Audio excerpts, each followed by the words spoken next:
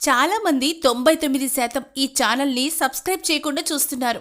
దయచేసి సబ్స్క్రైబ్ చేయండి.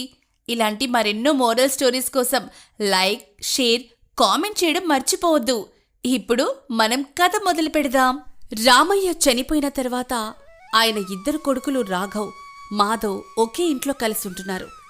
తండ్రి వదిలిన ఇల్లు, పొలం, డబ్బు విషయంలో మాత్రం మాధవ్ భార్య లతకు అనుమానాలు మొదలవుతాయి. లత, ఆస్తి గురించి మాట్లాడడంలో తప్పేమీ లేదు. కాని అన్నయ్య మనకు అన్యాయం చేస్తాడని నువ్వు అనుకోవటం మాత్రం నాకు చాలా బాధగా ఉంది. చిన్నప్పటి నుండి ఆయన నన్ను తమ్ముడిగా మాత్రమే చూడలేదు. తండ్రి లేని సమయంలో తండ్రిలా చూసుకున్నాడు. అలాంటి మనిషిని మనం అనుమానించటం నాకు నచ్చదు. నేనాయన మంచితనాన్ని ఎప్పుడు తిరస్కరించలేదు మాధవ్. కాని జీవితం మారిపోయింది. ఇప్పుడు నీకు భార్య ఉంది, పిల్లలున్నారు, వాళ్ళ చదువుంది, భవిష్యత్తు కూడా ఉంది. రేపేదైనా సమస్య వస్తే అన్నయ్య చూసుకుంటాడు అని ఎదురు చూడ్డం కంటే మన హక్కు మన దగ్గర ఉండడం మంచిదని నేను చెప్తున్నాను. నీ మాటలో భయముందని నాకు అర్థమవుతోంది. కాని ఆ భయం కోసం అన్నయ్య మీద నమ్మకం కోల్పోవద్దు. నాన్నగారు చనిపోయిన తర్వాత ఆయన తన జీవితాన్ని కూడా పక్కన పెట్టి నన్ను నిలబెట్టాడు. నా కోసం చేసిన పనులకు లెక్క అడిగితే నేను ఆయనకు జీవితాంతం రుణపడి ఉంటాను. అదే సమస్య మాధవ్. నువ్వు ఆయన చేసిన ప్రతి పని గుర్తుపెట్టుకున్నావు. కానీ నేను రేపటి పరిస్థితిని చూస్తున్నాను. మనకు పిల్లలున్నారు. వాళ్ళకు మనం ఏం వదిలేళ్తామో ఆలోచించాలి. అందుకే ఆస్తి పంచుకోవాలని అడుగుతున్నాను. అన్నయ్యను దూరం చేయాలని కాదు.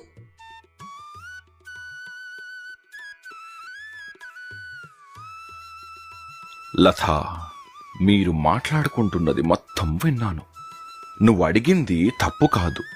నాన్నగారి ఆస్తిలో మాధవ్కి ఎంత హక్కుందో అంత పూర్తిగా అతనికి రావాలి. దానికోసం ఎవరి దగ్గర మాధవ్ అడుక్కోవాల్సిన అవసరం లేదు. రేపే రామయ్య మామయ్యను పిలిపించి మొత్తం ఆస్తి లెక్క చూసి ఎవరి వాటా వాళ్లకు స్పష్టంగా రాసిద్దాం. అన్నయ్య, నువ్విలా మాట్లాడితే నాకు ఇంకా బాధగా ఉంటుంది. నేను ఎప్పుడైనా నీ దగ్గర నా వాటా అడిగానా? నువ్వు నా అన్నయ్యవు. నువ్వు ఉన్నంతకాలం నాకు ఏం తక్కువ అనిపించలేదు. ఇప్పుడు ఆస్తి కోసం మన మధ్య లెక్కలు పెట్టుకోవటం నాకు అస్సలు ఇష్టం లేదు. మాధవ్, ఇది లెక్కలు పెట్టుకోవటం కాదు, నీ హక్కు నీకు ఇవ్వటం. నేను నీకు అన్నయ్యను కాబట్టి నీ హక్కును నేను ఆపకూడదు. ఆస్తి పంచుకున్నా మన బంధం పంచుకోవాల్సిన అవసరం లేదు. మనం ఇన్నాళ్ళు ఎలా ఉన్నామో అలాగే ఉండాలి. అదే నా కోరిక. ఆ రాత్రి రాఘవ్ బయట ఒంటరిగా కూర్చుంటాడు. సీత అతని దగ్గరికి వస్తుంది. ఏవండి, ఇంత రాత్రైనా పడుకోకుండా ఎందుకు కూర్చున్నారు? లతా మాటలు మీ మనసులో పెట్టుకున్నారా? ఆమె అలా మాట్లాడడం మీకు బాధ కలిగిందని నాకు తెలుసు. కానీ ఆమెకు కూడా తన కుటుంబం గురించి భయం ఉండొచ్చు. మీరు మాత్రం ఆలోచిస్తూ బాధపడకండి. నాకు లత మీద కోపం లేదు సీత. ఆమె అడిగింది కూడా తప్పు కాదు. కానీ మాధవ్ కూడా ఇప్పుడు నన్ను అనుమానిస్తున్నాడేమో అన్న ఆలోచన మాత్రం నాకు చాలా బాధగా ఉంది. చిన్నప్పుడు వాడు నా వెనకల తిరిగేవాడు. ఇప్పుడు ఆస్తి విషయం వచ్చి మన మధ్య దూరం వస్తే నేను తట్టుకోలేను. మాధవ్ మిమ్మల్ని అంత తేలిగ్గా మర్చిపోడు. మీరు అతని కోసం చేసిన త్యాగాలన్నీ అతనికి తెలుసు. అతను మీ మీద కోపడినా అనుమానించినా చివరికి మీ దగ్గరికి వస్తాడు. మీరు మాత్రం మీ మనసులో బాధ పెట్టుకోకుండా అతనితో ఓపిగ్గా మాట్లాడండి. మాధవ్ కోసం నేను చేసినవి త్యాగాలు అని నేను ఎప్పుడూ అనుకోలేదు. నాన్నగారు వెళ్ళిపోయిన తరువాత వాడు చిన్నవాడు. వాడి చదువు ఆగిపోతే నాన్నగారి ఆత్మ బాధపడుతుందని అనుకున్నాను. అందుకే నా చదువు ఆపాను. వాడి పెళ్లి కోసం పొలం తాకట్టు పెట్టాను.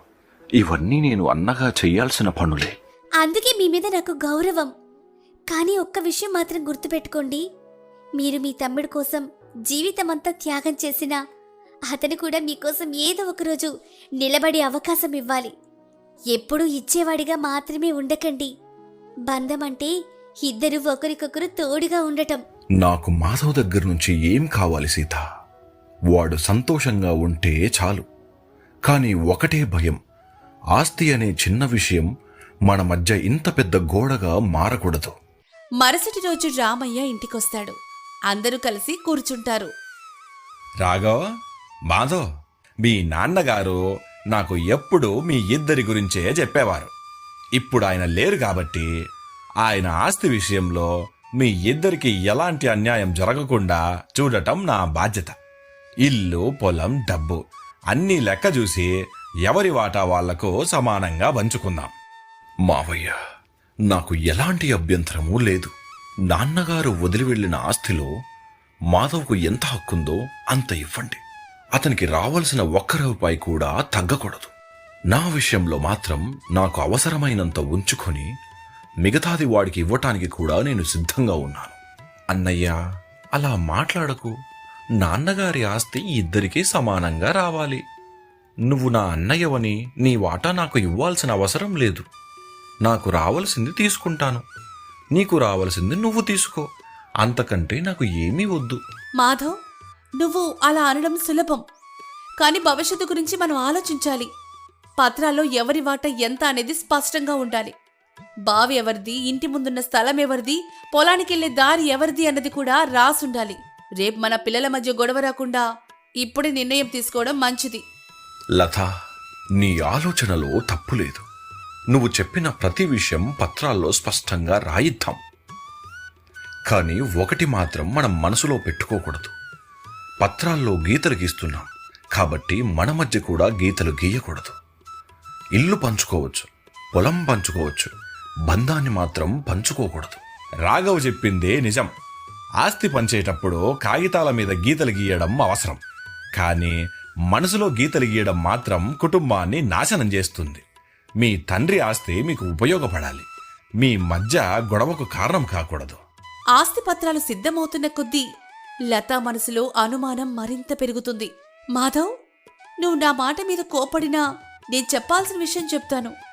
అన్నయ్య ఇంత సులభంగా తన వాటా వదులుకోవడానికి కారణమేంటో నాకు అర్థం కావట్లేదు.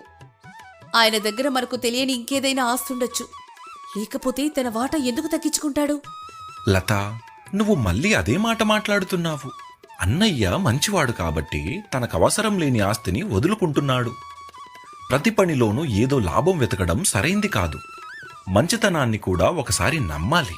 నేను మంచితనాన్ని నమ్మకపోవడం కాదు, కానీ మనం కూడా తెలివిగా ఉండాలి. నువ్వు చిన్నప్పటి జ్ఞాపకాలతో అన్నయ్యని చూస్తున్నావు, నేను మాత్రం మన పిల్లల భవిష్యత్తును చూస్తున్నాను.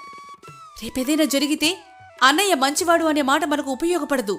మన పిల్లల భవిష్యత్తు కోసం మనం కష్టపడాలి, కానీ అందుకోసం మన బంధాన్ని అనుమానించాల్సిన అవసరం లేదు. అన్నయ్య నాకు అవసరమైనప్పుడు తన దగ్గర ఉన్నదంతా ఇచ్చాడు. ఇప్పుడు నేను ఆయన దగ్గర దాచిన ఆస్తి ఉందేమో అని అడగటం నాకు సిగ్గుగా అనిపిస్తుంది. అయితే ఒకసారి నేరుగా అడుగు. అన్నయ్య, నీ దగ్గర ఉన్న ఆస్తి మొత్తం చూపించు అని అడుగు. నిజంగా ఏమీ లేకపోతే మన అనుమానం పోతుంది. నువ్వు అడగడానికి భయపడుతున్నావంటే చెప్పు, నీకు కూడా లోపలేదో అనుమానం ఉందని అర్థం. నాకు అనుమానం లేదు, నీకు ఉంది. కానీ నువ్వు నా భార్యవు కాబట్టి నీ మాటను పూర్తిగా విస్మరించలేను. రేపు అన్నయ్యతో మాట్లాడతాను, కానీ ఆ మాట ఆయన మనసును ఎంతగా బాధ పెడుతుందో నీకు తెలియదు.